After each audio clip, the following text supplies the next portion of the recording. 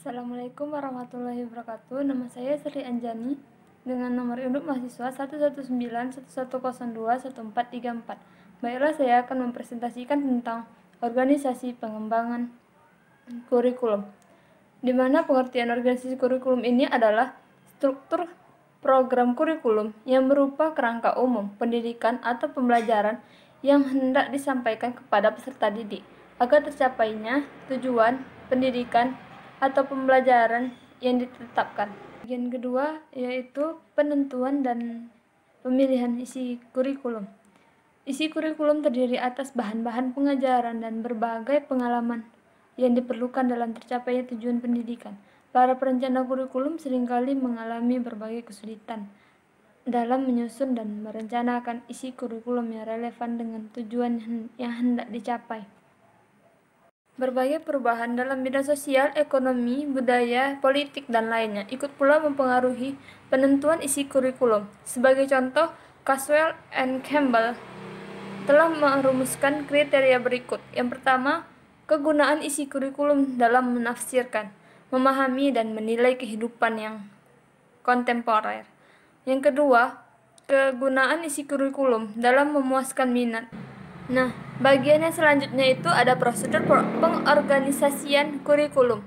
Dalam organisasi kurikulum ini ada beberapa faktor yang perlu diperhatikan, di antaranya sebagai berikut.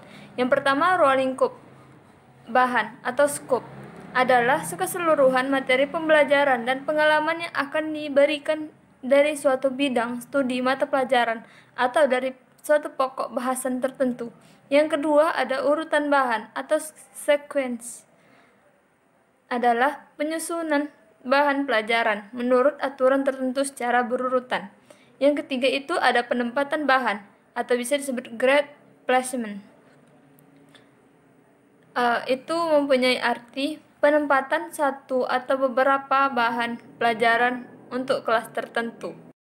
Nah, menurut Hamalik, dalam pengorganisasian kurikulum terdapat beberapa faktor yang meliputi: yang pertama ada prosedur buku pelajaran, yang kedua ada prosedur survei pendapat, yang ketiga ada prosedur studi kesalahan, yang keempat ada prosedur mempelajari kurikulum lainnya, yang kelima ada analisis kegiatan orang dewasa, yang keenam ada prosedur fungsi sosial, dan yang terakhir ada prosedur minat kebutuhan.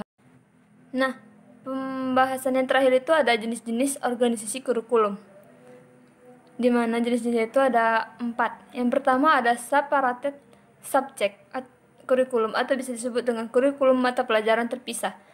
Kurikulum mata pelajaran terpisah ini adalah kurikulum yang terdiri atas mata pelajaran yang terpisah-pisah, terlepas, dan tidak mempunyai kaitan sama sekali sehingga banyak jenis mata pelajarannya menjadi sempit ruang lingkupnya.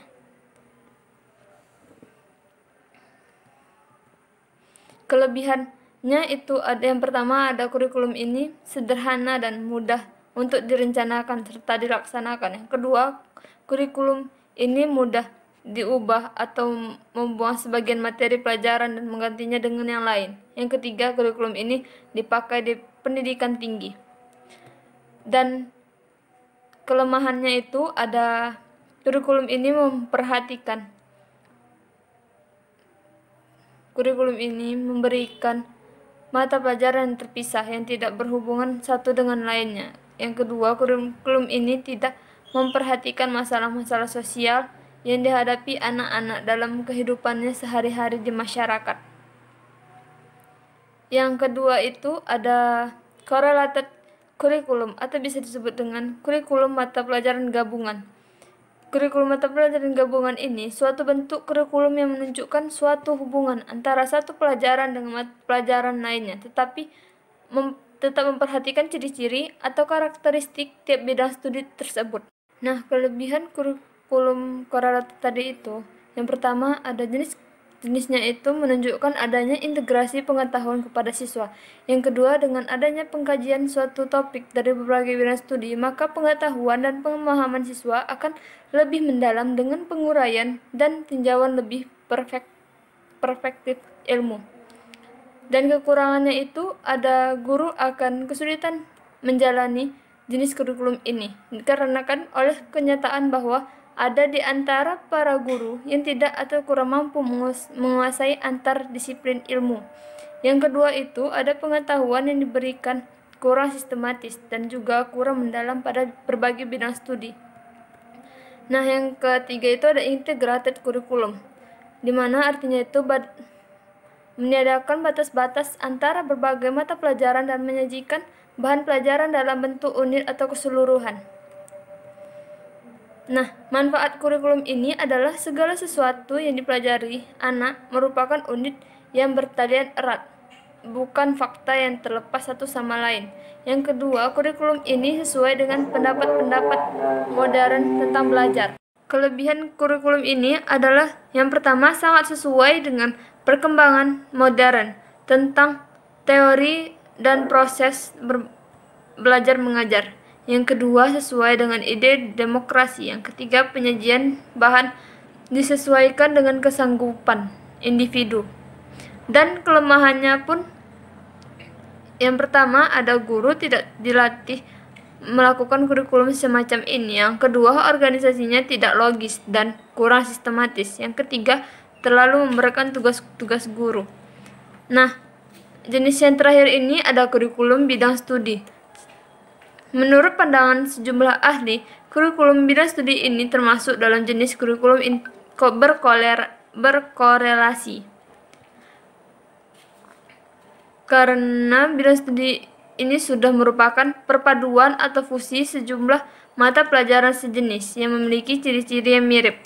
Nah, ciri-ciri kurikulum bidang studi ini adalah terdiri dari pengajaran yang di dalamnya terdapat perpaduan sejumlah mata pelajaran sejenis dan memiliki ciri-ciri yang sama. Yang kedua, pelajaran bertitik tolak dari core subject yang kemudian diuraikan menjadi sejumlah pokok bahasan. Yang ketiga, berdasar pada tujuan kurikuler dan tujuan instruksional yang telah digariskan. Yang keempat, sistem penyampaian bersifat terpadu. Dan yang terakhir, peran pendidik selaku pendidik bidang studi. Baiklah, sekian dari saya. Wassalamualaikum warahmatullahi wabarakatuh.